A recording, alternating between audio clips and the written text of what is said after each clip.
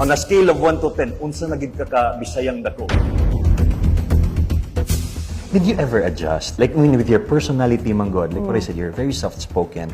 And for a leader, like, you also have to be tough.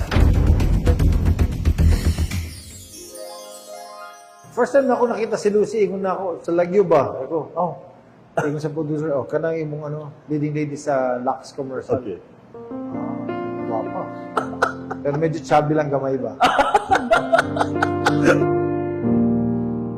Pagkita na ko niya ko, mo gani akong tipo, taas, nga Okay. ito, nga akong abaga. Yes. Kanya, wala na, ibog lang dyan ko niya, ganahan lang dyan ko siyang itsura.